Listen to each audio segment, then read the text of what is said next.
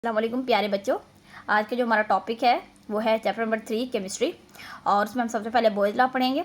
अच्छा, वीडियो को आगे बढ़ने से पहले मैं ये कहूँगी कि अगर मेरे चैनल अच्छा लगे तो सब्सक्राइब करें और वीडियो को लाइक करें, और इसके अलावा जो है अपने फ्रेंड्स को भी बताएं। तो स्टार्ट करते हैं हम लोग।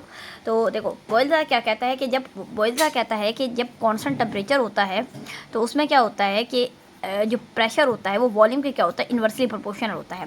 अब देखो P और V, वॉल्यूम इधर आ जाएगा, और ये जो प्रोपोर्शनलिटी कांस्टेंट है, इसको जब हम हटाएंगे तो हमारे पास इक्वल टू एक कांस्टेंट आ जाएगा।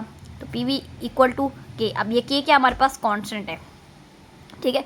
अब हम एग्जांपल ले लेते हैं। अगर हमारे पास प्रेशर 1 है, वॉल्यूम 1 है, ठीक है। तो अब देखो, सबसे पहले हम अब एग्जांपल कैसे लेते हैं। ये हमारे पास एक कंटेनर है, इसके ऊपर ये एक मूवेबल पिस्टन है, ठीक है। हम मूवेबल पिस्टन है। अच्छा, अब ये एक मूवेबल पिस्टन है, ठीक है। इस पर हमने जब प्रेशर अप्लाई किया तो हमारे पास ये वॉल्यूम है। समझो, ये हमारे पास क्या है बच्चों, वॉल्यूम है, सही है। और जब हमने इस पर प्रेशर अप्लाई किया तो इसका क्या हुआ, वॉल्यूम डिक्रीज होगा, क्योंकि हमने कहा कि जैसे प्रेशर ज़्यादा होगा तो वॉल्यूम कम होगा, वॉल्यूम ज़्यादा होगा तो प्रेशर कम होगा। अब ये एक मूवेबल पिस्टन है।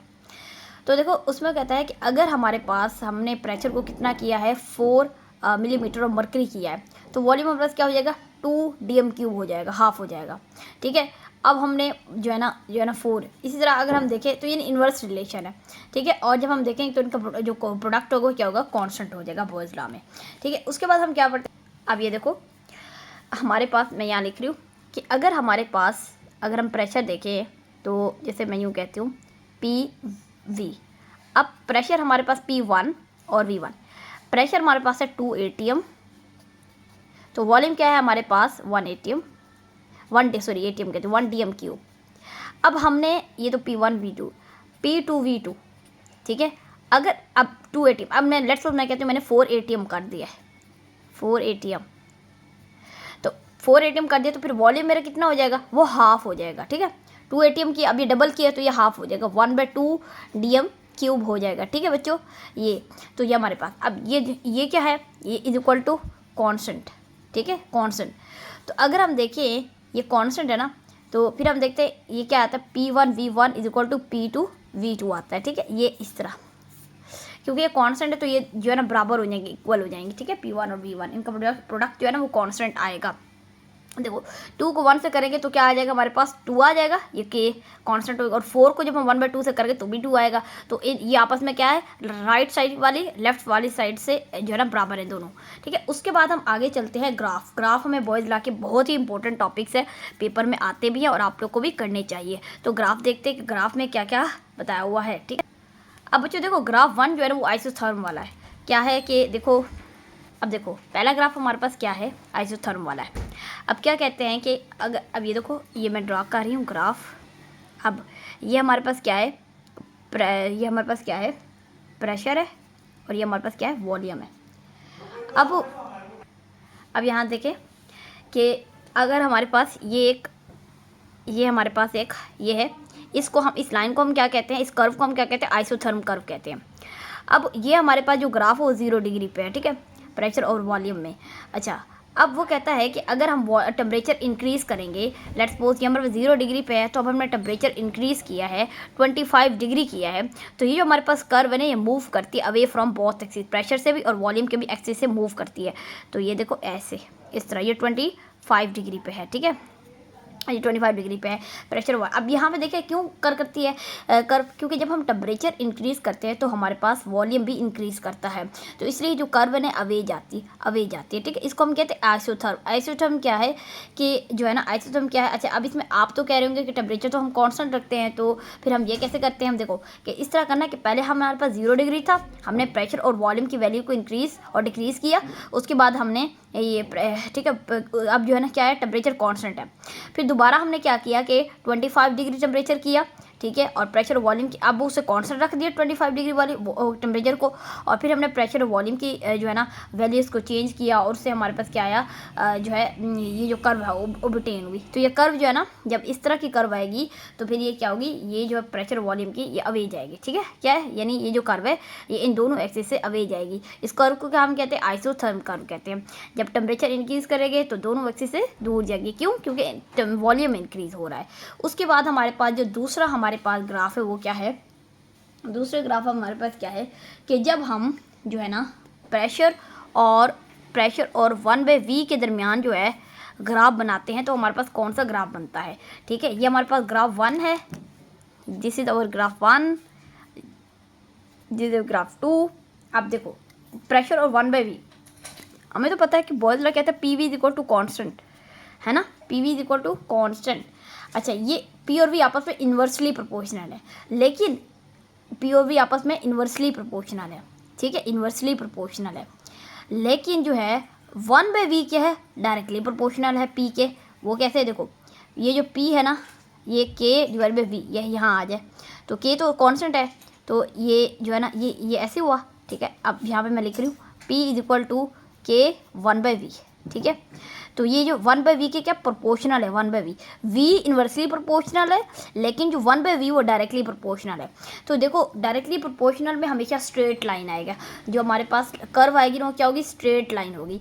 तो प्रेशर और 1/v के दरमियान जो ग्राफ बनेगा वो कौन सा बनेगा, स्ट्रेट लाइन बनेगा।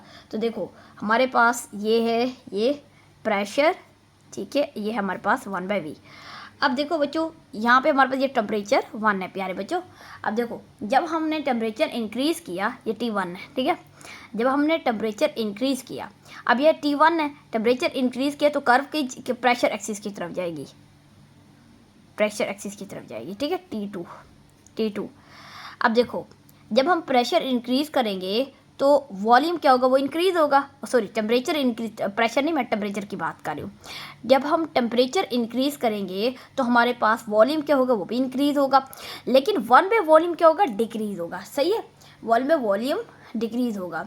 अब यहाँ पे ओरिजिन को अगर हम देखें, ओरिजिन पे क्या है, ओरिजिन पे हमारे पास 1/v क्या है, 0 है, 1/v क्या है, 0 है। देखो इसका क्या मतलब है, देखो इसका मतलब ये है कि हमारे पास वॉल्यूम इतना ज़्यादा है वॉल्यूम जो है, सॉरी कि जो है देखो अब यहाँ पे देखिए प्रेशर और 1/v के ये ओरिजिन पे दोनों की लाइन है। इसका मतलब ये है कि प्रेशर जो है ना, इतना प्रेशर 0 था, जो है ना वॉल्यूम इतना ज़्यादा था। ठीक है, क्योंकि हम देखो ना प्रेशर का इन्वर्सली प्रोपोर्शनल है वॉल्यूम के साथ, है ना। तो देखो वो कहता है कि वॉल्यूम जो है जब 0 था तो प्रेशर क्या था, इन्फिनिटिव था ना। प्रेशर जब 0 था, ये देखो ये 0 यहाँ पे यही है ना, ये 0 लाइन है, तो हमारे पास जो वॉल्यूम वो इन्फिनिटी था, तो 1/∞ क्या होता है, 0, तो कहते हैं फिर इन्वर्स भी 0 हो जाएगा। तो दोनों जो है ना, दोनों की जो है ना ये ओरिजिन पे जो है ना लाइन जो कर्व है। ठीक है, ये हमारे पास है सेकंड ग्राफ। फिर थर्ड ग्राफ की तरफ चलते हैं। तो थर्ड ग्राफ हमारा कौन सा था, ग्राफ नंबर 3, वो है हमारा, वो किसके दरमियान है, हमारा PV और P के दरमियान है। ठीक है, ग्राफ नंबर 3 हमारा किसके, PV विद जो है ना P के साथ है। ठीक है, विद P। ठीक है, अच्छा अब PV क्या है, PV is equal to K यानी कांस्टेंट। अब PV की वैल्यू क्या होगी, हमेशा कांस्टेंट होगी। कैसे कांस्टेंट होगी कि प्रेशर अगर 2 टाइम इंक्रीज करेगा तो वॉल्यूम क्या हो जाएगा, डिक्रीज करेगा, तो फिर वही कांस्टेंट वैल्यू आ जाएगी। ठीक है, अब PV की वैल्यू क्या हो, कांस्टेंट आ रही है बच्चों। तो अब देखो जो है, अब हमारे पास जो ग्राफ बनेगा वो किस तरह बनेगा, देखो अब देखो बच्चों, अब यहाँ पे हमारे पास ये PV है और ये हमारे पास प्रेशर है। अच्छा अब देखो जब हम प्रेशर की वैल्यू को इंक्रीज़ करेंगे तो PV की वैल्यू पर कोई फ़र्क नहीं पड़ेगा, क्योंकि PV क्या है, कांस्टेंट है। जैसे मैंने कहा PV is equal to K। ठीक है, तो अब देखो अब हमने, ये तो बात सही है, अब हमने टेम्परेचर क्या कर दिया, इंक्रीज़ कर दिया है। ठीक है, तो हमने टेम्परेचर इंक्रीज़ कर दिया है। जब हमने टेम्परेचर इंक्रीज़ किया है, ये जो आपको कर्व नज़र आ रही है ना, straight line to the horizontal, ये हॉरिजॉन्टल की तरफ है। ठीक है, मतलब ये क्या हो जाएगी, ऊपर हो जाएगी। ठीक है, इस कर्व से ऊपर हो जाएगी। और इसको हम क्या कहते हैं, ये T2 टेम्परेचर है और ये T1 है। और आपको ये बता दूं कि T2 ज़्यादा है T1 के मुकाबले में, तो जो है ना होगी तो स्ट्रेट लाइन हॉरिजॉन्टल होगी, यानी हम प्रेशर को जितना इंक्रीज़ करेंगे स्ट्रेट लाइन होगी, यानी no change in PV value. ठीक है, लेकिन हम जब टेम्परेचर को इंक्रीज़ करेंगे तो वैल्यू में तो कोई चेंज नहीं है, सॉरी आएगा, लेकिन वही कर्व जो है ना थोड़ी ऊपर हो जाएगी। ठीक है, ऊपर हो जाएगी यानी। ठीक है, ये देखो ये वाली कर्व, ये टेम्परेचर के इंक्रीज़ करने की वजह से हुआ है। ठीक है, तो अब देखो सही है, समझ आ गया, टेम्परेचर इंक्रीज़ होगा तो ये कर्व ऊपर चली जाएगी और T2 ज़्यादा होगा T1 के मुकाबले में।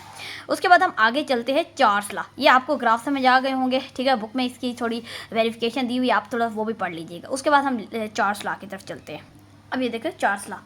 अब जो चार्ल्स लॉ में चार्ल्स लॉ क्या कहते हैं?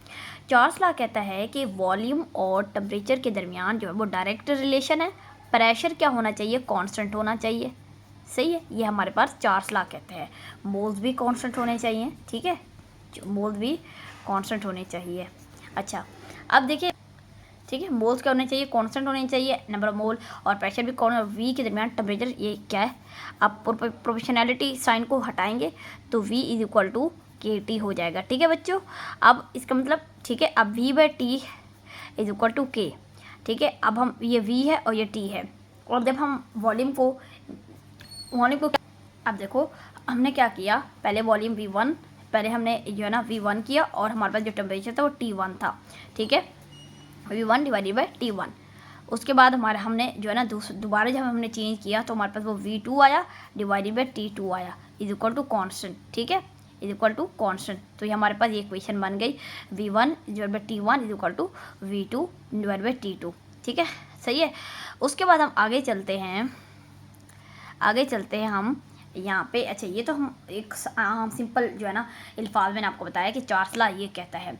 अब हम इसकी थोड़ी मुश्किल जो है ना डेफिनेशन की तरफ चलते हैं। मुश्किल डेफिनेशन से जाने से पहले मैं आपको एब्सोल्यूट ज़ीरो के बारे में बताऊंगी। What is absolute zero? देखो, एब्सोल्यूट ज़ीरो क्या है? असल में ये वो टेम्परेचर होता है जिसमें हमारे पास जो वॉल्यूम ऑफ गैस होता है वो ज़ीरो हो जाता है, ठीक है, वॉल्यूम ऑफ गैस जो वो ज़ीरो होता है। अब यानी वॉल्यूम ऑफ गैस ज़ीरो हो जाएगा, यानी गैस डिसअपीयर हो जाएगी, गैस नज़र ही नहीं आएगी, ठीक है। हम उस पर इतना ज़्यादा प्रेशर अप्लाई करेंगे और जो है ना वो क्या हो जाएगा, वो ज़ीरो हो जाएगा उसका। तो जो है ना हाँ, ठीक है, वो ज़ीरो हो जाएगा। तो वो कौन सा टेम्परेचर जिस पे जो है ना वॉल्यूम ज़ीरो हो जाएगा? अब वॉल्यूम तो ज़ीरो हो जाएगा, इट मीन दैट गैस का मैस ख़त्म हो जाएगा। जब मैस का गैस ख़त्म हो जाएगा तो ये किसके खिलाफ है? ये लॉ ऑफ कंजर्वेशन और मैस के खिलाफ है, जो क्या कहता है, जो कहता है कि जो मैस है वो ना तो डिस्ट्रॉय हो सकता है और जो है ना डिस्ट्रॉय हो सकता है। अब ये किस में, ये किसी दूसरी फॉर्म में कन्वर्ट हो सकता है, दूसरी एनर्जी में कन्वर्ट हो सकता है, लेकिन ये डिस्ट्रॉय नहीं हो सकता। तो ये जो है ना एब्सोल्यूट ज़ीरो हम अटेन नहीं कर सकते, लेकिन हम इसको क्या करते हैं, एक हाइपोथेटिकल कंडीशन में लेते हैं। तो ये कौन सा टेम्परेचर? ये होता है -273.16 डिग्री, ये डिग्री में होगा, is equal to 0 kelvin, is equal to Fahrenheit में क्या हो जाएगा, -459 फ़ारेनहाइट। ये बच्चों ये लाजमी, ये एमसीक्यूज़ में आता है, तो आप ये याद कर लो, ठीक है बच्चों। उसके बाद हमारे पास है, ये तो हो गया। अब हम इसकी जो मॉडर्न डेफिनेशन, मुश्किल सोची डायग्राम डेफिनेशन है चार्ल्स लॉ की, उसको हम देखते हैं। अब quantitative definition of Charles law क्या कहती है? वो कहती है कि जब कांस्टेंट प्रेशर होगा, क्या होगा, जब कांस्टेंट प्रेशर होगा तो क्या होगा कि जो वॉल्यूम है, जो गिवन मैस का वॉल्यूम है, ठीक है, वो 1/273 टाइम्स इंक्रीज करेगा। मैं आपको पहले फार्मूला लिख ली तो आप ये तो कंफ्यूज हो जाएंगे, ठीक है। ये देखो, V T is equal to V0 1 + T/273, ठीक है। इस फार्मूले को याद रख लो। ये किसको? चार्ल्स लॉ की क्वांटिटेटिव डेफिनेशन को बताता है। तो कैसे बताता है कि ये जो वी टी है, ये जो वॉल्यूम है, ये हमने पता कराना है। ये क्या है? V0। V0 क्या है? हमारे पास ओरिजिनल वॉल्यूम है। क्या है हमारे पास बच्चों? ये जो V0 है, ये वो वॉल्यूम है जो 0 डिग्री पे था, और ये वो वी टी वॉल्यूम है जो हमने किसी टेम्परेचर पे लिया है, ठीक है। अब ये कहता क्या है? ये कहता है कि जब जो है ना ये volume of given mass of gas, ठीक है, ये given mass of gas increases और डिक्रीजेस बाय 1/273, ठीक है। अब इसमें जो है ना 273 of its original volume at 0 degree for every 1 degree rise in. अब देखो इसका क्या मतलब है। अब देखो इसका मतलब ये है कि जो हमारे पास जो ये वाला वॉल्यूम है, जो गिवन मैस, ये हमारे पास वो वॉल्यूम है जो 0 डिग्री पे था गैस का, ठीक है। वो कहता है कि इस गैस के वॉल्यूम से ये वाला वॉल्यूम 1/273 डिग्री, 1/273 टाइम इंक्रीज भी कर सकता है, डिक्रीज भी कर सकता है, ठीक है। कब इंक्रीज या डिक्रीज करेगा?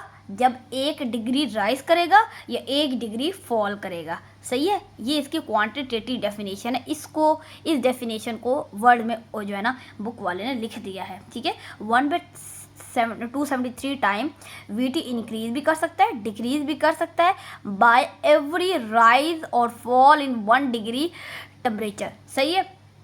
उसके बाद, ठीक है, सही है। अब देखो, अब हम अगर हमने ये जो -273 है ना, ये वाली वैल्यू पुट करें तो हमारे पास VT क्या आता है। देखो बहुत ही आसान है, ये -73 पर 160 क्या एब्सोल्यूट 0 है, ठीक है। अब देखो प्यारे बच्चों, VT is equal to V01 plus -273 divided by 273। So ये कट जाएगा तो -1 बच जाएगा, 1 -1 V0 is equal to VT, तो VT इज इक्वल टू 0 को किसी से मल्टीप्लाई करेंगे तो VT की वैल्यू क्या हो जाएगी 0। मैंने यही बताया है कि एब्सोल्यूट 0 वो वॉल्यूम होता है जिसमें क्या होता है बच्चों, जिसमें ये 0 हो जाता है, जो इसका वॉल्यूम है, सही है। अब उसके बाद क्या होता है, अच्छा बच्चों अब हम पढ़ेंगे जनरल गैस इक्वेशन, ठीक है। तो जनरल गैस इक्वेशन क्या है, देखो मैं यहाँ पे लाइन लगा लूँगी, ठीक है। देखो अगर हम देखें, अच्छा अब जनरल गैस इक्वेशन को हमने कैसे बनाना है, हम देखते हैं कि बॉयल्स लॉ क्या कहता है कि V inversely proportional to pressure, ठीक है, ये बॉयल्स लॉ कहता है। चार्ल्स लॉ कहता है V directly proportional to temperature. अब हम क्या करते हैं, इसको हम इक्वेशन 1 का नाम दे देते हैं, इसको हम इक्वेशन 2 का नाम देते हैं, हम इनको दोनों को जोड़ लेते हैं तो ये ऐसे बनेगी, P डिवाइडेड बाई T बन जाएगी, कि बनेगी नहीं, बनेगी कि नहीं, सॉरी गलत बन गई, सॉरी टेम्परेचर के साथ इन्वर्स रिलेशन हुआ, V directly proportional to T divide inversely proportional to P, ये हमारे पास इक्वेशन बन गई। अब यहाँ पे हम ठीक है, अब हमारे पास यहाँ पे कांस्टेंट लगेगा तो वो हो जाएगा V is equal to RT divided by P, ठीक है, ऐसा कांस्टेंट है। अब ये P इधर चला जाएगा तो ये हो जाएगा PV is equal to RT, ठीक है, PV is equal to RT। अब लेट्स अगर फॉर 1 मोल ऑफ गैस तो फॉर 1 मोल ऑफ गैस है PV is equal to RT, अगर n मोल ऑफ गैस है तो फिर PV is equal to nRT, ठीक है बच्चों। अब ये हमारे पास इक्वेशन आ गई जनरल गैस इक्वेशन, जिसके बहुत फ़ायदे हैं, ठीक है। तो स्टार्ट करते हैं अब हम लोग कि देखो हमारे पास ये आ गया हमारे पास जनरल गैस इक्वेशन की ये। उसके बाद हम देखेंगे इससे फार्मूलाज डिफरेंट ड्राइव करेंगे, तो कौन कौन से फार्मूलाज ड्राइव करते हैं वो हम देखते हैं। अब हम इसे जो है ना फार्मूला ड्राइव करेंगे। सो अब हम इसको लिख लेते हैं, मैं लिख लेती हूँ इसको, PV is equal to NR, ठीक है बच्चों, बहुत आसान है, कोई मुश्किल ही, NRT, PV is equal to NRT। अब देखो PV is equal to NRT, तो सबसे पहले हम देखेंगे ये जो N है ना, N ये क्या है, नंबर ऑफ मोल है। अब नंबर ऑफ मोल्स का फॉर्मूला क्या होता है, mass divided by molar mass, आपने चैप्टर 1 में पढ़ा होगा। तो PV is equal to mass divided by molar mass RT, ठीक है, समझिए यहाँ तक। मैं मोलर मैथ थोड़ा कैपिटल में लिख रही हूँ, आपको समझ ना आ जाए। उसके बाद PV, अब ये मोलर मैथ इधर चला जाए, PM और इज इक्वल टू मैस, ये वॉल्यूम नीचे आ जाए RT। अब आपको पता होगा मैस डिवाइडेड बाई वॉल्यूम क्या होता है, डेंसिटी होता है, तो PM is equal to DRT। अब हम यहाँ से डेंसिटी का फॉर्मूला भी निकाल सकते हैं, तो वो क्या होता है, PM divided by RT is equal to D। अब डेंसिटी का फॉर्मूला आ गया। अगर आपको प्रेशर की वैल्यू दी हुई है, मोलर मैस की दी हुई है, टेम्परेचर की दी हुई है, तो आप इसे डेंसिटी फाइंड कर सकते हैं। तो आपको ये फॉर्मूला एक तो याद रखना चाहिए, इसको फॉर्मूले को आप निमोनिक से भी याद रख सकते हैं, prime minister divided by RT, ये डेंसिटी का फॉर्मूला होता है। अब ठीक है, ये फॉर्मूला हमने कर लिया। उसके बाद हम मॉलिक्यूलर मैथ भी फाइंड कर सकते हैं, ठीक है, मोलर मैथ, तो हम इसको ये जो है ना ले आएंगे और DRT डिवाइडेड बाई P हम कर देंगे। तो हम किससे, हमने जनरल गैस इक्वेशन से हमने डेंसिटी का भी फॉर्मूला निकाल लिया और मोलर मैथ का भी फॉर्मूला। अच्छा, अब यहाँ पे जो जनरल गैस इक्वेशन में जो हमारे पास R है, जिसको हमने कांस्टेंट कहा था, अब ये जो R है ना, ये बहुत इंपॉर्टेंट है। अब इस R के जो है डिफरेंट जो है ना वैल्यूज़ है। अब इसकी R की वैसी वैल्यू होती क्या है, तो हम देखते हैं इसकी कौन कौन सी वैल्यू है और ये क्या है। अब देखो याद रखो, R जो होता है ये कांस्टेंट है, मगर इसकी वैल्यू चेंज होती है यूनिट के साथ। तो याद रखो R, अगर यूनिट चेंज हो जाएगा तो R की वैल्यू चेंज हो जाएगी, सही है, ये वो वाहिद यूनिट है। अब देखो कैसे चेंज होती है, लेट्स सपोज हम देखते हैं PV, अब मैं यहाँ पर लिख लेती हूँ PV डिवाइडेड बाय NT, ये R की वैल्यू है, ठीक है, R की। अब हमने देखना है PV by NT। Let's suppose मैं कहती हूँ प्रेशर हमने क्या रखा है, ATM में रखा है, वॉल्यूम को हमने क्या रखा है, DMQ में रखा है, ठीक है, और हमारे पास वॉल्यूम क्या है, DMQ में रखा है, और DMQ, अब देखो वॉल्यूम याद रखो, ये क्या, ये हम जो वीडियो में आपको जो वॉल्यूम बता रही हूँ 22.414 DM³, याद रखो ये केमिस्ट्री में चैप्टर 1 में लिखा हुआ है, इसको हम कहते हैं मोलर वॉल्यूम, ठीक है। ये किसके लिए, number of moles, one mole के लिए है, ठीक है। जब 1 मोल के लिए जो हमारे पास मोलर वॉल्यूम होता है 22.41 DM³, 414 DM³, ठीक है। अब प्रेशर में क्या रख रही हूँ 1 atm, ठीक है, मोल 1 है, और टेम्परेचर क्या है, वही स्टैंडर्ड टेम्परेचर है, वो क्या है 273 273.16 केल्विन। टेम्परेचर हमारे पास 273.16 केल्विन।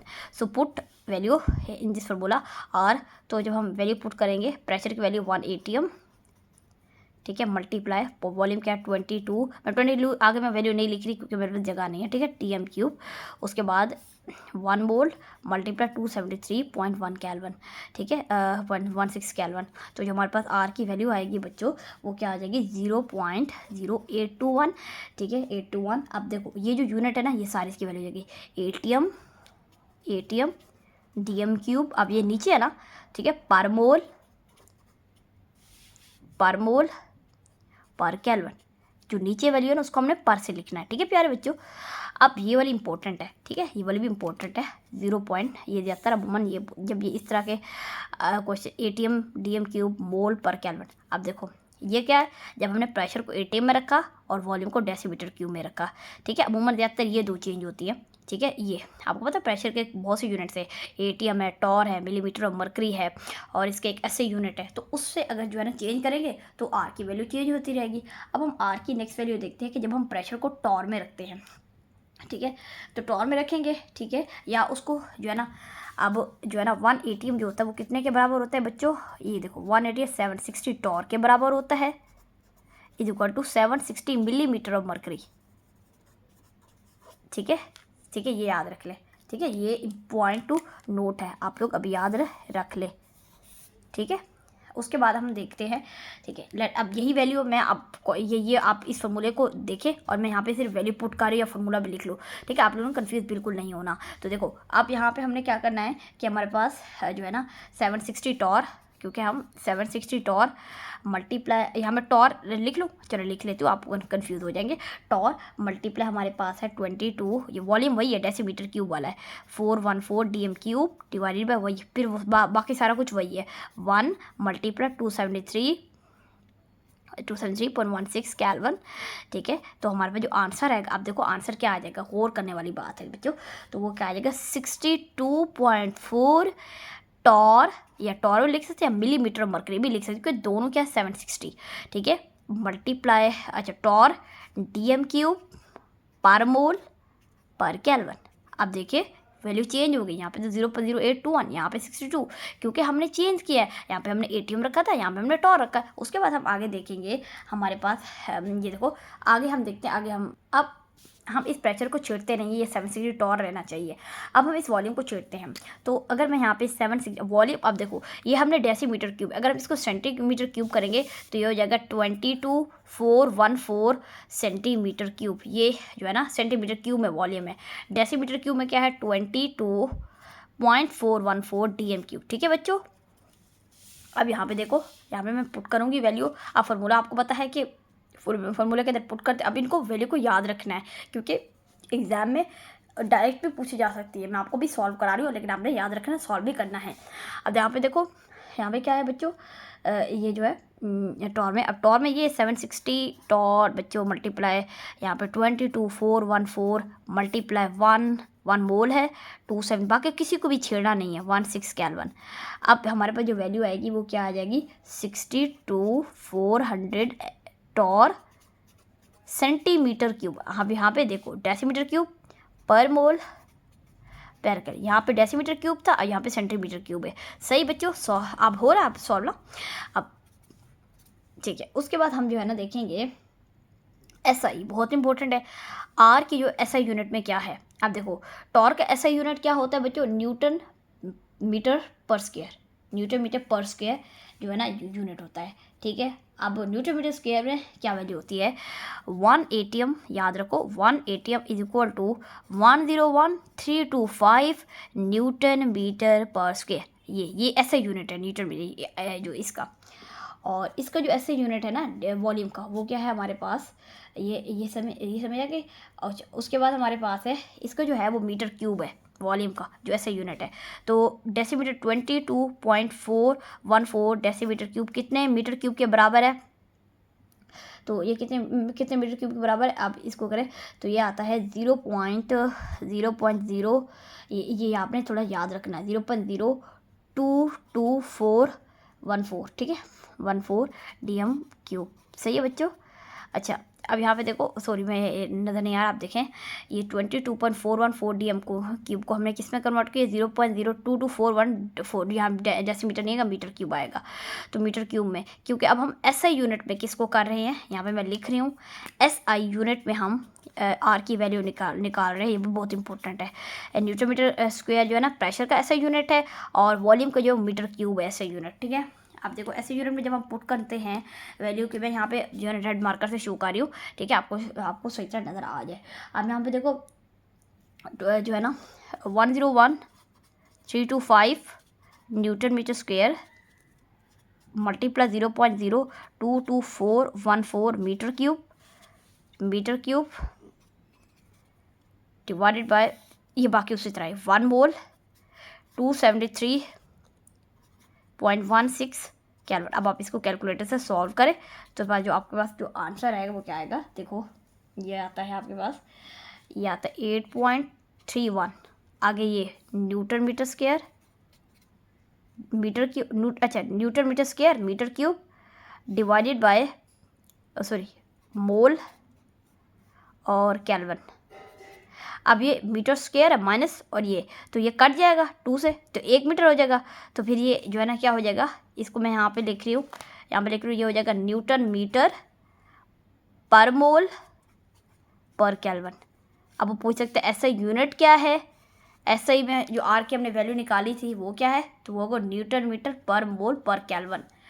उसके बाद प्यारे बच्चों, अच्छा अब इसको हमने किस में कन्वर्ट करना है, जो है ना एनर्जी में भी हम इसको कन्वर्ट कर सकते हैं। देखो जो वन हमारे पास कैलोरी है, 1 कैलोरी है, ये होती है 4.18 जूल में होती है, 4.18 जूल में, ठीक है, 4.18 जूल में। अब हमारे पास जो SI में हमारे पास जो आंसर है वो क्या आया था, 8.31 न्यूटन मीटर पर मोल पर केल्विन, ठीक है, यही आया था।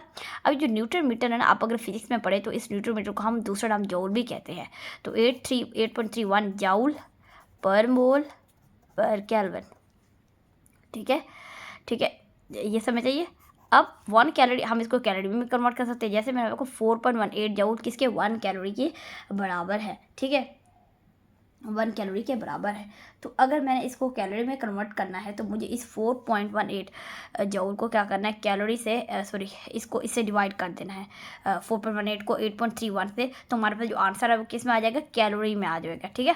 तो 8.31 जूल पर मोल पर केल्विन डिवाइडेड बाय, ठीक है, 4.18, तो हमारे पास जो आंसर आएगा वो आ जाएगा, देखो कैलकुलेटर से सॉल्व करो तो हमारे पास आंसर आएगा 1.987।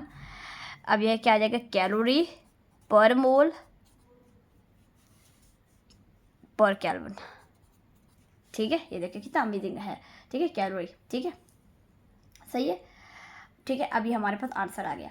उसके बाद अब हम देखेंगे ये आप R की वैल्यू, आप अपने इसको वैल्यूज़ को रट्टा लगाना है, ठीक है, इनके यूनिट्स को भी रट्टा लगाना है, SI वाले स्पेशल, ठीक है, SI जो है ना उसमें क्या है वो सारा आपने लगाना है, ये सारे वैल्यू है। उसके बाद प्यारे बच्चों, अब हमारे पास जो टॉपिक है वो है kinetic molecular theory of gases, बहुत इंपॉर्टेंट टॉपिक है। इसके आपके क्या नोट्स, इसके आपके सारे के सारे पॉइंट्स पढ़े वो आपने इनको पढ़ना है और याद करना है, वो भी पेपर में आते हैं। तो पहला हमारे पास क्या है कि जो हमारे पास एवरी गैस जो है ना हमारे पास जो हर गैस है, ठीक है, उसके जो स्मॉल पार्टिकल होते हैं हम क्या कहते हैं, मॉलिक्यूल कहते हैं, स्मॉल पार्टिकल हम क्या कहते हैं, मॉलिक्यूल कहते हैं, ठीक है। अब यहाँ पे देखो ये जो है ना जो हर गैस होती है इसके छोटे छोटे पार्टिकल होते हैं, उनको उसने कहा क्या कहते हैं, मॉलिक्यूल कहते हैं, ठीक है। और जैसे गैसेस लाइक नोबल गैसेस होती हैं वो क्या होते हैं, मोनो एटॉमिक मॉलिक्यूल होते हैं, ठीक है, आर्गॉन हो गया, हीलियम हो गई, नियॉन हो गई, ये क्या होते हैं हमारे पास मोनो एटॉमिक मॉलिक्यूल। तो पहले मोनो एटॉमिक मॉलिक्यूल होते हैं, तो पहला पॉइंट ये है। दूसरा पॉइंट क्या है कि जो गैसेस के मॉलिक्यूल होते हैं वो क्या करते हैं, रेंडमली मूव करते हैं, हैपोज़ाइडली मूव करते हैं, रेंडमली मूव करते हैं, ठीक है। जो गैस के मॉलिक्यूल होते हैं क्या तो रेंडमली मूव करते हैं, आपस में एक दूसरे के साथ कोलाइड करते हैं और वॉल ऑफ कंटेनर के साथ भी कोलाइड करते हैं। तो यहाँ पे रेंडम मूवमेंट। उसके बाद क्या लिखा हुआ है बच्चों, उसके बाद लिखा हुआ है कि जो गैस के मॉलिक्यूल होते हैं वो मूव करते हैं, एक दूसरे के साथ कोलाइड करते हैं, वॉल ऑफ कंटेनर के साथ भी कोलाइड करते हैं। और अब इनकी जो कोलिजन होती है वो क्या होती है, इलास्टिक कोलिजन होती है। अब आपने फिजिक्स में इलास्टिक कोलिजन का पढ़ा होगा, ये क्या होती है, इलास्टिक कोलिजन हम कहते हैं इलास्टिक इक्वेशन क्या है, जिसमें एनर्जी, जिसमें काइनेटिक एनर्जी, जिसमें मोमेंटम और जिसमें टोटल एनर्जी क्या होती है, कंजर्व होती है। ये आपने फिजिक्स में पढ़ा होगा, ठीक है। इसमें तीनों चीज़ें कंजर्व होती है। उसके बाद हमने देखा है कि जो मॉलिक्यूल होते हैं उनमें बहुत ज़्यादा स्पेस होती है, ठीक है, ठीक है। और एक दूसरे के साथ भी बहुत ज़्यादा सेपरेट होते हैं और उनके दरमियान भी स्पेस भी क्या होती है, बहुत ज़्यादा होती है। इसके अलावा क्या होता है, यानी स्पेस होती है बहुत ज़्यादा, space between molecule, between gas molecule, हम कहते हैं मॉलिक्यूल लिख रही हूँ, ठीक है। ये इसका चौथा पॉइंट है। उसके बाद वो कहता है कि मॉलिक्यूल जो होते हैं क्या होता है, उनका जो actual volume of gas molecule है वो क्या होता है, ऐसा नेग्लेजिबल होता है कि इसमें वॉल्यूम ऑफ गैस के मुकाबले में, लेट्स सपोज मैं यहाँ पे एक डायग्राम बना रही हूँ समझाने के लिए कि हमारे पास जो एक्चुअल, जो हमारे पास ये लेट्स सपोज ये हमारे पास गैस है, ये हमारे पास गैस है। अब इसका वॉल्यूम है छोटा मुन्ना, ये वाला वॉल्यूम। वो कहता है ये वॉल्यूम नेग्लेजिबल है इस गैस जो है ना, गैस के वॉल्यूम के मुकाबले में। तो जो है ना, molecule of gas is negligible to the volume of gas, ठीक है। ये बात है, ये बाद में जाके ये बात गलत थी, लेकिन बाद में जाके इसको फिर प्रूफ किया गया कि ऐसी बात नहीं है, ठीक है। और अब ये जो है ना, सही है, समझ आइए। उसके बाद जो है फिर वो कहता है, फिर उसके बाद क्या कहता है बच्चों, फिर उसके बाद कहता है कि जो है ना, जो हमारे पास जो एवरेज काइनेटिक एनर्जी है ना, यानी काइनेटिक एनर्जी है वो डायरेक्टली प्रोपोर्शनल है एब्सोल्यूट टेम्परेचर के। यानी काइनेटिक एनर्जी इंक्रीज़ करेगी, टेम्परेचर इंक्रीज़ करेगा, मॉलिक्यूल की मूवमेंट इंक्रीज़ करेगी, तो मॉलिक्यूल की मूवमेंट को हम क्या कहते हैं, काइनेटिक एनर्जी कहते हैं बच्चों, ठीक है। ये हो गया। उसके बाद हमारे पास जो है, ये बात समझिए आगे। अच्छा, इनके दरमियान क्या होते हैं, फिर वो एक और पॉइंट भी बताता है कि फोर्सिव अट्रैक्शन जो गैस मॉलिक्यूल के दरमियान नहीं होती, जो इसको भी बाद में जो है ना गलत जो है ना साबित किया गया, बाद में इसको प्रूव किया कि ऐसी बात नहीं है, फोर्सेस होती भी है, ठीक है। ये सारी की सारी इसने आइडियल गैस को मद्देनजर रखते हुए की है, ठीक है। Kinetic molecular theory of gas ये सारी आइडियल गैस पे अप्लाई होती है सारी, ठीक है। जब नॉन आइडियल गैस की बात आती है फिर उसमें जो है ना फिर कुछ डेविएशन हो जाती है। ये हमारे पास कुछ थे point kinetic molecular theory of gases के, आपने इसको रट्टा लगाना है, पॉइंट्स बहुत इंपॉर्टेंट है। उसके बाद हम चलते हैं इसके इसके फार्मूला की तरफ। कोलोसियस ने काइनेटिक मॉलिक्यूलर इक्वेशन दी थी, ठीक है, बहुत इंपॉर्टेंट है। वो आपने आपके सिलेबस में सॉल्व नहीं हुई है, लेकिन आपने याद रखनी है। वो हमारे पास PV is equal to 1/3 is equal to mn(c²) bar. इसको हम कहते हैं इसको हम कहते हैं मीन स्क्वायर वेलोसिटी, ठीक है। ये आपने फार्मूले को याद रखना है प्यारे बच्चों। उसके बाद हम देखते हैं ये मीन स्क्वायर वेलोसिटी हम इसको कहते हैं। उसके बाद हमारे पास है, अगर हम इस मीन स्क्वायर वेलोसिटी की फार्मूला निकालें तो हम कैसे निकालते हैं, ये इसको यहाँ साइड पर रखते हैं। इसको हम दे 3PV बच्चों इज इक्वल टू, अब 3PV इज इक्वल टू ये हमारे पास मीन स्क्वायर वेलोसिटी है ना। अब देखो ये जो मीन स्क्वायर वेलोसिटी है, अब यहाँ पे देखो ये गलत लिखा है। PV की वैल्यू क्या होती है, PV अगर हम जनरल गैस इक्वेशन को देखें तो PV is equal to nRT, ठीक है। अब n जो है ना हमारे पास नंबर ऑफ मोल 1 है, लेट्स सपोज, तो PV की जगह पे क्या आ जाएगा, RT आ जाएगी। तो RT इज इक्वल टू 1/3। अब यहाँ पे देखें PV है तो इसमें RT हमने लगा दिया। अब 1/3 mn(c²) बार। अब ये जो है ना ये यहाँ पे आ जाएगा 3T। अब यहाँ पे M क्या है, MN क्या है, ये उसको हम कहते हैं मोलर मास कहते हैं। क्या कहते हैं, MN को जो है ना, यहाँ पे N जो है ना ये क्या है, नंबर ऑफ, यानी ये हमारे पास N क्या है, मोल्स है, ठीक है। N क्या है हमारे पास, number of molecular gas in a vessel, ठीक है। अब यहाँ पे देखो जो है, यहाँ पे हम क्या लगा देते हैं, ये जो हमारे पास MN है ये हमारे पास क्या है, मोलर मास है, ठीक है। अब मोलर मास है तो इस मोलर मास को हम क्या करते हैं, या M लिख लेंगे, capital M, RT is equal to 1/3 mc² bar. अब ये 3 इधर चला गया, 3RT डिवाइडेड बाय, सॉरी बच्चों, 3RT divided bye mc² bar. अब ये c² बार, इसको स्क्वायर हटाने के लिए हम लोग यहाँ पे स्क्वायर लगा देंगे, तो यहाँ पे स्क्वायर हट जाएगा। तो ये देखो ये हो जाएगा square root 3RT divided by m, है ना, m। अब ये m कैपिटल M किसको रिप्रेजेंट कर, मोलर मास ऑफ गैस ने। अब ये जो c² बार जिसको हम कहते हैं मीन स्क्वायर वेलोसिटी, अब इसके ऊपर स्क्वायर आ गया, अब इसको हम क्या कहेंगे, रूट मीन स्क्वायर वेलोसिटी। तो हम इसको CRMS से रिप्रेजेंट करेंगे, जिसको हम कहेंगे रूट मीन स्क्वायर वेलोसिटी। तो ये अगर आपसे पूछ सकते हैं कि रूट मीन स्क्वायर वेलोसिटी का फॉर्मूला क्या है तो आपने बता देना है। उसके बाद आगे चलते हैं हम लोग।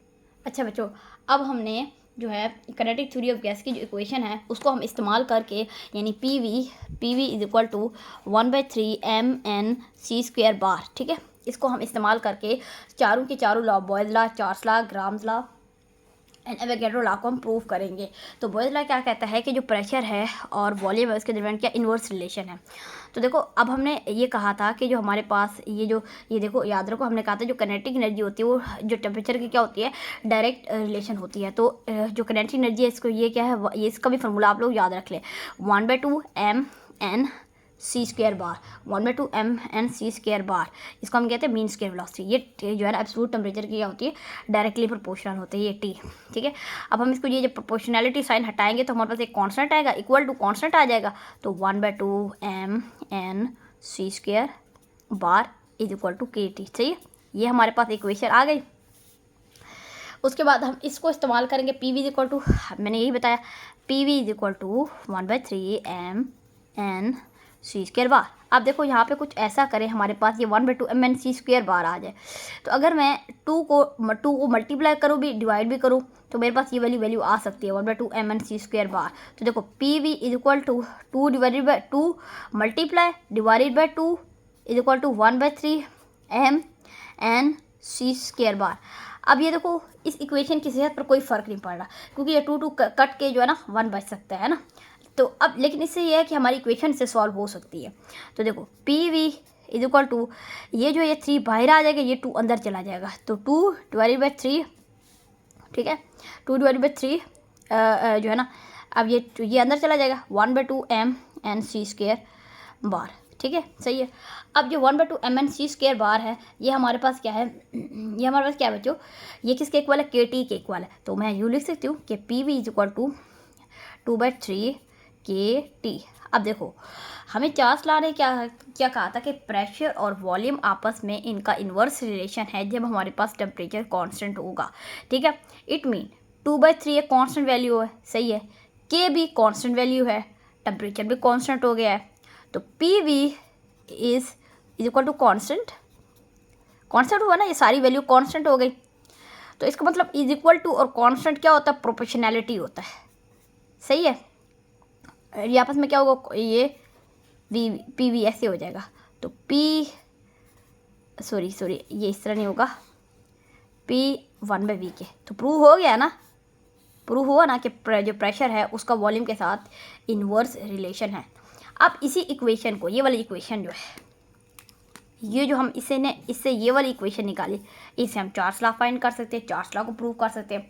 अब ये यहाँ पे मैं इसको ना यहाँ लिख रही हूँ, ये मैं एक लाइन लगा रही हूँ, इसको मैं कहती हूँ चार्ल्स लॉ। ठीक है प्यारे बच्चों। अच्छा, चार्ल्स लॉ क्या है हमारे पास, यही इक्वेशन लिख रही हूँ जो मैंने सॉल्व की है। इसको P V is equal to 2/3 kT। अब चार्ल्स लॉ कहता है कि जो हमारे पास वॉल्यूम है उसका टी के साथ क्या डायरेक्ट रिलेशन है। जब हमारे पास क्या होगा, प्रेशर कांस्टेंट होगा, उसके लिए शर्त क्या है, पी कांस्टेंट हो, एन कांस्टेंट हो। अब यहाँ पे देखो वी, यहाँ जो प्रेशर ये नीचे आ जाएगा, यहाँ पे आ गई इस साइड पे। तो 2/3 पी, ये के और ये टी। अब देखो के भी कांस्टेंट है, प्रेशर हमने कहा था कि बॉयज़ लॉ के लिए, चार्ल्स लॉ के लिए शर्त है कि कांस्टेंट होना चाहिए। तो ये सारी की सारी वैल्यू क्या हो जाएगी बच्चों, कांस्टेंट हो जाएगी। v is equal to constant, तो ये देखिए v is equal to constant t। अब ये इक्वल टू कांस्टेंट क्या होता है, प्रोपोर्शनैलिटी इसमें आता है। तो v is equal to T, v is directly proportional to t। तो ये हमारे पास प्रूफ हो गया इससे। अब हम देखेंगे ग्राम्स लॉ और एवोगैड्रो लॉ। ठीक है, अब हम पहले प्रूफ करते हैं एवोगैड्रो लॉ। ठीक है बच्चों, अब इसको कैसे प्रूव करना, पहले ये कहता क्या है एवोगैड्रो लॉ कहता है कि हमारे पास ये जो है 1 मोल ऑफ एनी गैस, कोई भी गैस हो सकती है, उसका मोलर मास क्या होगी, डिफरेंट, हीलियम हो सकती है, हाइड्रोजन हो सकती है। ये हीलियम का मोलर मास और है, हाइड्रोजन का और है। अगर हम इनका इनका यानी 1 मोल लें इन गैसेस का, तो 1 मोल क्या है इन गैसेस का, तो इनके जो क्या हो जाएंगे, 1 मोल किसके बराबर होगा, Na पार्टिकल के बराबर होगा सबका, बेशक उनका मोलर मास जो है ना वो बराबर ना हो। जैसे अगर मैं कहूँ जो है ना हीलियम है, हीलियम का एटॉमिक जो है ना मास क्या होता है, 4 होता है। ठीक है, हीलियम का। इसी तरह जो है ना हमारे पास नाइट्रोजन N2 है, इसका कितना हमारे पास होता है 14 होता है ना, 14 होता है नाइट्रोजन का। अब देखिए अगर इसका हम इनका 1 मोल ले तो 1 मोल किसके बराबर होगा, Na पार्टिकल के बराबर होगा, ठीक है, Na पार्टिकल। अब देखो दोनों का मोलर मास डिफरेंट है, मगर जो Na यानी नंबर ऑफ मॉलिक्यूल है, ये Na क्या है, नंबर ऑफ मॉलिक्यूल, ठीक है, यानी जो इनके मॉलिक्यूल होंगे 1 मोल में वो कितने होंगे, Na पार्टिकल होंगे। नंबर ऑफ पार्टिकल या नंबर ऑफ मॉलिक्यूल कितने होंगे, Na पार्टिकल होंगे। तो इन दोनों का बेशक अब सेम वॉल्यूम और शर्त क्या है, सेम वॉल्यूम हो दोनों का। वॉल्यूम सेम क्या होगा, यानी मोलर वॉल्यूम, जो क्या होता है 22.414 dm³, ठीक है। अगर इनका सेम वॉल्यूम हो, ठीक है, तो दो डिफरेंट गैस, ठीक है, उनका क्या होंगे, सेम नंबर ऑफ मॉलिक्यूल होंगे, सेम नंबर ऑफ मॉलिक्यूल यानी Na पार्टिकल के बराबर होंगे, ठीक है। और मोल भी क्या होना चाहिए, 1 मोल होना चाहिए, ठीक है। ये एवोगैड्रो लॉ कहता है। अब हमने इसको प्रूव करना है, किससे, काइनेटिक मॉलिक्यूलर इक्वेशन से प्रूव करना है। तो जैसे आपको पता है PV = 1/3 mnc² बार, ये हमारे पास काइनेटिक मॉलिक्यूलर इक्वेशन है। अब देखो अगर हम देखें तो जो है ना, अब 2 गैसेज है, एक हीलियम है, लेट्स सपोज एक नाइट्रोजन है, तो एक के लिए ये काइनेटिक मॉलिक्यूलर इक्वेशन और एक के लिए ये 1/3 mnc² बार, ठीक है। अब यहाँ पे देखो, अब इनके जो है जब अच्छा, अब ये जो इनकी PV है ना, ये क्या आ रही है, सेम आ रही है, ठीक है। PV इनका जो है ना सेम। अब हम दोनों को ना इक्वल करेंगे, ठीक है, इक्वल करेंगे।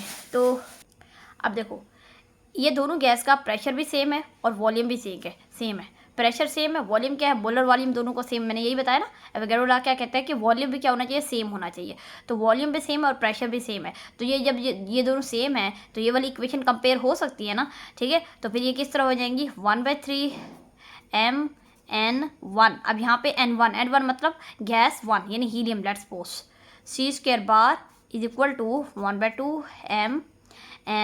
mn1c² बार, सॉरी 2 यहाँ पे 2 लिख रही हूँ। अब 1/2 से कैंसिल, सॉरी ये 1/3 है, 1/3, तो ये हो जाएगा mn1c² बार = mn2c² बार, ठीक है। ये हमारे पास क्या आ गई, इक्वेशन 1 आ गई, लेट्स सपोज, ठीक है। अब इक्वेशन 1 आ गई। अब हम देखते हैं काइनेटिक मॉलिक्यूलर। अब हमारे पास काइनेटिक एनर्जी क्या है, हमारे पास काइनेटिक एनर्जी होती है 1/2 m1c1² बार, है ना, c1² बार। अब ये m1 ये किसके लिए, गैस 1 के लिए, ठीक है। ये 2 इक्वेशन हो गई। 1/2 m2c2² ये 3 इक्वेशन हो गई। ये गैस 1 के लिए, ये गैस 2 के लिए। अब इसको भी आपस में हम क्या करेंगे, कंपेयर करेंगे, ठीक है, कंपेयर करेंगे, ठीक है। क्योंकि हमने क्या कहा है कि जब इनका टेम्परेचर सेम होगा, इनका टेम्परेचर क्या है, सेम है। अब यहाँ देखो ये किसकी है, E kinetic energy 1, kinetic energy 2, ठीक है। अब क्योंकि सेम टेम्परेचर है, वॉल्यूम सेम है, टेम्परेचर सेम है, प्रेशर सेम है, एवोगैड्रो लॉ के लिए शर्त है, ठीक है। तो क्या है हमारे पास ये जो है ना, ये इसको हम क्या करेंगे, कंपेयर कर लेंगे। तो अब ये इक्वेशन को हम, जब ये दोनों सेम है तो फिर इस इक्वेशन को हम कंपेयर कर सकते हैं ना, 1/2 m1c1² बार और 1/2 m2c2² बार। अब ये कट जाएगा, ये कट जाएगा, तो ये हो जाएगा m1c1² = m2c2², ठीक है। अब ये जो इक्वेशन है हम लोग, अब यहाँ पे ये जो इक्वेशन है 1, इस इक्वेशन को हम क्या नाम दे रहे हैं, इसको हम 4 का नाम दे रहे हैं। अब 4 को और 1 को हम डिवाइड कर सकते हैं ना, जिस वजह से m1 और c1² m2c2² हमारे पास ये डिवाइड हो जाएगा और हमारे पास क्या बच जाएगा। देखो ये वाली मैं इक्वेशन को लिख रही हूँ, m1 n1c² बार = m2 n2 और c2², ठीक है। अब इसको हमने डिवाइड करना है किससे, इक्वेशन नंबर 4 से, ठीक है। सॉरी नज़र नहीं आ रहा था, अब देखें, अब नज़र आ रहा होगा। अब यहाँ पे देखो, अब हमने ना इसको इसके साथ, अब ये वाली इक्वेशन m1c1² और ये क्या m2, ठीक है। अब यहाँ पे ये देखो, तो अब ये कट जाएंगे, c2², ये सारा कुछ कट जाएगा, ये भी कटेगा, ये भी कटेगा, ये भी कटेगा, ये इससे कटेगा। N1 is equal to N2 आ गया हमारे पास आंसर। अब मैंने यही बताया है कि एवोगैड्रो लॉ कहता है कि जब हमारे पास सेम वॉल्यूम हो, सेम प्रेशर हो, सेम टेम्परेचर हो, जब सेम टेम्परेचर होगा तो काइनेटिक एनर्जी भी सेम होगी। तो हमारे पास दो डिफरेंट गैस के जो मॉलिक्यूल होंगे वो भी क्या होंगे, सेम होंगे। अब यहाँ पे देखो N1 फॉर वन गैस, N2 फॉर टू अदर गैस, ये क्या है, बराबर है। हालांकि इनके मोलर मास क्या है, वो इक्वल नहीं है। ठीक है, ये एवोगैड्रो लॉ कहता है। अच्छा, अब ये आपको मैं बता दिया किनेटिक मॉलिक्यूलर इक्वेशन से। उसके बाद हम डिस्कस करेंगे, अब हमने देख क्या करना है, प्रूव करना है एवोगैड्रो लॉ को भी। अब एवोगैड्रो लॉ को प्रूव करेंगे। एवोगैड्रो लॉ क्या कहता है कि रेट ऑफ डिफिजन आर, हम क्या कहते हैं, आर को हम क्या कहते हैं, रेट ऑफ डिफिजन, ये इन्वर्सली प्रोपोर्शनल होता है स्क्वायर रूट डेंसिटी के बराबर। ठीक है, स्क्वायर रूट डेंसिटी के साथ रेट ऑफ डिफिजन क्या है, उसका क्या रिलेशन, इन्वर्सली रिलेशन है। तो अब इसको भी हम प्रूव करेंगे। तो देखो किनेटिक मॉलिक्यूलर इक्वेशन लिखेंगे जो क्या है, PV is equal to 1/3 mNc² bar. ठीक है, C² बार। अब यहाँ पे हमारे पास क्या है, ठीक है, देखो जब हमारे पास 1 मोल ऑफ गैस होगी तो ये जो नंबर ऑफ मॉलिक्यूल है ये क्या Na के बराबर होंगे। ठीक है, नंबर ऑफ मॉलिक्यूल क्या है, जो 1 मोल ऑफ गैस के लिए जो N जो है वो Na के बराबर होगी, यानी एवोगैड्रो नंबर के बराबर हो जाता है। तो PV इज इक्वल टू 1/3। अच्छा, अब यहाँ पे देखो ये आ गए mNac²। ठीक है, एवोगैड्रो के जब 1 मोल ऑफ गैस होगी। ठीक है, Na यस एवोगैड्रो नंबर है। अब यहाँ पे देखें mNa क्या होता है, ये हमारे पास मोलर मास होती है, पहले भी मैंने आपको बताया है। ठीक है, वीडियो में पहले भी मैंने आपको डिस्कस किया है। mNa क्या आपके पास मोलर मास है। अब यहाँ पे देखो mNa, इसको हम क्या कहते हैं, मोलर मास कहते हैं। तो PV is equal to 1/3 mc², ये इसको हम क्या कहते हैं, मीन स्क्वायर वेलोसिटी है। अब हमने क्या फाइंड करना, अब यहाँ पे देखो मीन स्क्वायर वेलोसिटी की हम वैल्यू फाइंड कर रहे हैं। अब यहाँ पे देखें तो ये हमारे पास mn, अब ये C² मीन स्क्वायर वेलोसिटी की हम जो है ना वैल्यू फार्मूला निकालेंगे। तो PV, अब ये देखो PV क्या है हमारे पास, ये 3 इधर आ जाएगा, ये वाला 3P, ये मोलर मास है। ठीक है, मोलर मास ये नीचे आ जाएगा। अब ये C² बार, ये हमारे पास मीन स्क्वायर वेलोसिटी की वैल्यू निकल आई। अब इस स्क्वायर को ख़त्म करेंगे तो ये देखो ये 3PV divided by molar mass is equal to CRMS। ठीक है, रूट मीन स्क्वायर वेलोसिटी, अब ये वैल्यू निकल आई। उसके बाद हम क्या, ठीक है, अब हमारे पास ये आ गई रूट मीन स्क्वायर वेलोसिटी। उसके बाद क्योंकि अब ये जो है ना, ये जो हमने क्या करना है, ये जो आपके पास वॉल्यूम नज़र आ रहा है ये नीचे ये इसको हमने नीचे करना, हमने डेंसिटी बनाना है। तो डेंसिटी क्या होता है, डेंसिटी का फॉर्मूला होता है mass divided by molar mass, density क्या होता है हमारे पास, मास डिवाइडेड बाय वॉल्यूम। ठीक है, मोलर मास जो है ना। अच्छा, नीचे आ जाएगा ये, अच्छा ये मैं यहाँ पे डाल CRMS is equal to 3PM divided by V। अब हमारे पास ये क्या आ जाएगा, ये हमारे पास मास डिवाइडेड बाई वॉल्यूम, तो हमारे पास डेंसिटी आ गई है। तो अब 3P डिवाइडेड बाय हमारे पास density square root is equal to CRMS। अच्छा, अब देखो जो रूट मीन स्क्वायर वेलोसिटी होती है ना, ये डायरेक्टली प्रोपोर्शन होती है रेट ऑफ डिफिजन के। Rate of diffusion of gas के क्या होती है, root mean square velocity directly proportion होती है कि जितनी रूट मीन स्क्वायर वेलोसिटी होती है उतनी जो है ना, जो गैसेज होती है उनका रेट ऑफ डिफिजन ज़्यादा होता है, यानी उतनी ही ज़्यादा कम टाइम में ज़्यादा डिफ्यूज़ होती हैं। जो जिसकी रूट मीन स्क्वायर वेलोसिटी ज़्यादा होगी जिस गैस की, वो कम टाइम में ज़्यादा जो है ना डिफ्यूज़ होगी, यानी उसका रेट ऑफ डिफिजन क्या होगा, ज़्यादा होगा। तो ये याद रख लें कि CRMS is directly proportional to R के यहाँ पे रूट मीन्स यहाँ R क्या है हमारे पास, रेट ऑफ डिफिजन। अच्छा, अब हमने कहा जो ग्राम्स लॉ क्या कहता है कि rate of diffusion is inversely proportional to square root of density. तो यही बात है कि अगर हम यहाँ CRMS की जगह हम रेट ऑफ, यहाँ पे R भी लिख सकते हैं ना CRMS की जगह, क्योंकि हमने क्या कहा CRMS क्या है, रेट ऑफ डिफिजन के क्या है, डायरेक्टली प्रोपोर्शनल है। तो मैं यहाँ पे लिख रही हूँ कि R is 3P divided bye D। अब प्रेशर क्या है, कांस्टेंट है, तो फिर हमारे पास D के साथ R का इन्वर्स रिलेशन हुआ। तो यहाँ पे मैं इसे कोमा लगा रही हूँ, तो ये देखो ये सारा कांस्टेंट हो जाएगा, ये सारा कुछ, ये भी। ठीक है, तो हमारे पास क्या हो जाएगा, R equal to constant 1 square root D। अब कांस्टेंट और इक्वल टू, ये इसको हम क्या कहते हैं, प्रोपोर्शनैलिटी कहते हैं। तो R स्क्वायर रूट D के इन्वर्सली रिलेशन है। ठीक है, सही है। सही है। अब इस तरह हमने किनेटिक मॉलिक्यूलर इक्वेशन से हमने इन चारों लॉ को हमने क्या किया, प्रूव किया है। ठीक है, इसके बाद हम आगे चलेंगे, जो है ना, आगे हम ideal behaviour and non ideal behaviour of gas को डिस्कस करेंगे।